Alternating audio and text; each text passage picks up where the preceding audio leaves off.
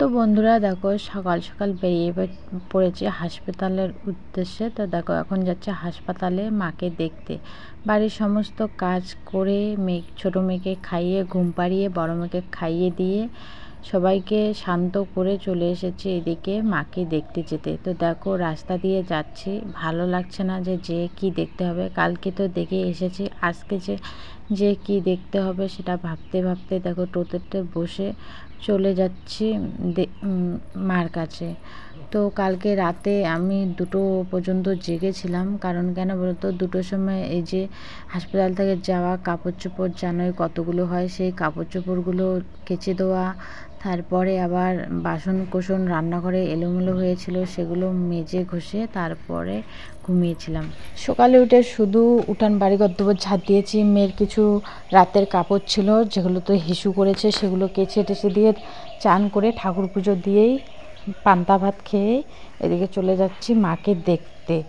আর আমাদের বাড়িতে তো অনেক ঠাকুর তোমরা দেখতেই পেয়েছো, সেই ঠাকুরকে পুজো দিতে মিলতে আমার সময় কাবার হয়ে গেছে। তো এখন 10টা বাজে, যেতে যেতে 1 ঘন্টা লাগবে। তো 1 ঘন্টার মধ্যে আমি পৌঁছে যাব। 1 ঘন্টাও লাগবে না, 45 মিনিট এরকম একটা লাগবে টাইম। তো চলে আসলাম দেখো এদিকে হাসপাতালে। এই যে হচ্ছে হাসপাতাল। তো এইখানে এসেছি, এসে দেখি আমার মেসো মানে বড় মেসো এসেছে, এসে এইখানে আমার জন্য দাঁড়িয়ে আছে।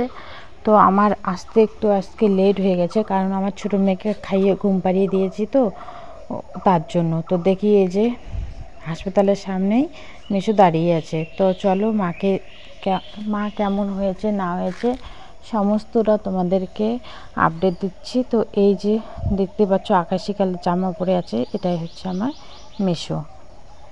বন্ধুরা আসার আমার 1 ঘন্টা পার হয়ে গেল। তো আমার শাশুড়ি মা এসেছে, তো ওনাকে পাঠিয়ে দিলাম মার কাছে, দিয়ে আমি নিচে এসেছি। আমার মাসির মেয়ে মানে কি হয় বনু, ও আসছে, ওকে নিতে এসেছি নিচে। তো চলো সব কিছু আপডেট দিচ্ছি, মাকেও দেখাবো। মা এখন একটু সুস্থ আছে, তো চলো ওদেরকে নিয়ে তারপরে তোমাদের সামনে আসছি। তো এই যে দেখো মা এখানে বেডের মধ্যে শুয়ে আছে। দেখো এখানে এই যে স্যালাইন লাগানো হয়েছে। তো কালকে থেকে যে মায়ের অবস্থা কি গেছে শুধু আমি জানি, আর আমার উপর দিয়ে যে কতটা চাপ গিয়েছে আমি জানি। জানো তো, কালকের মতন দিন হয়তো আমার জীবনে কোনো দিনও আসেনি।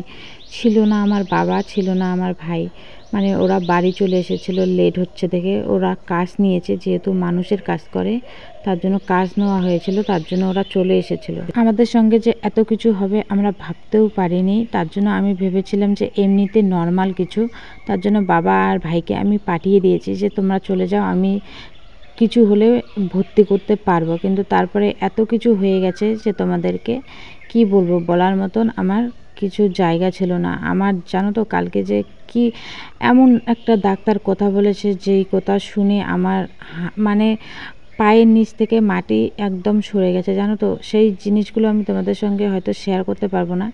একটা বড় ধরনের অপারেশন হয়েছে, সেটা পার্সোনাল, মানুষের পার্সোনাল কিছু রোগ থাকে, অনেক কিছুই থাকে। তো সেগুলো আর আমি সোশ্যাল মিডিয়া করতে চাই না। তো মার অনেক বড় অপারেশন করেছে, মা মৃত্যুর সঙ্গে পাঙ্গা নিয়ে আজকে আমাদের সঙ্গে আছে।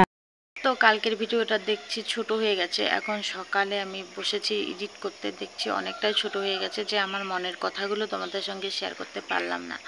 এখন 5:30 বাজে। তো আমি এই যে স্কুলে, আমাদের বাড়ির সামনে যে স্কুলটা, এখানে এসে ভয়েস দিচ্ছি, কারণ বাইরে দিলাম না। আর বাড়িতে আমার বোন জামাই তার মেয়ে এসেছে, ওরা উঠে পড়েছে, তার জন্য এখানে এসে দিচ্ছি। তো মার কি হয়েছে বলো তো, মার একটা বড় ধরনের অপারেশন হয়েছে। যেমন মানুষের সিজার হয় সেই রকমই ধরো, পেটের মধ্যে একটা সমস্যা ছিল, তার জন্য মার এই অপারেশনটা করতে হয়েছিল। কিন্তু মার ওইখানে কি বলবো, এই কথাগুলো মুখে আনতে ইচ্ছা করে না। তো মার ওইখানে মানে মৃত্যুর সঙ্গে পাঙ্গা করে আজকে মা আমাদের সঙ্গে আছে। মার কোনো বাঁচার কথা ছিল না, তবুও ডাক্তারবাবু আর ভগবানের কৃপায় আমার মা এখনও বেঁচে আছে, এখন একটু ভালো আছে, সুস্থ আছে, কথা বলছে, আস্তে আস্তে হাঁটা চলা করছে। কালকে আমি দেখে এসেছি।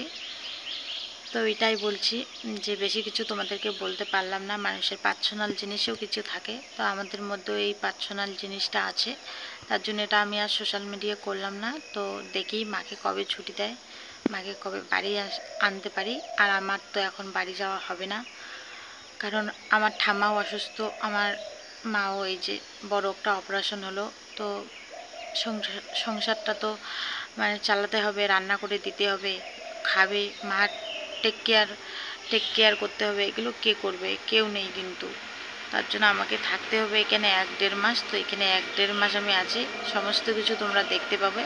চলো আর বেশি ভিডিওটা বড় করছি না, এখানেই শেষ করছি। দেখা হচ্ছে নেক্সট ভিডিওতে। নেক্সট ভিডিওটা আমি এখান থেকেই শুরু করছি। চলো।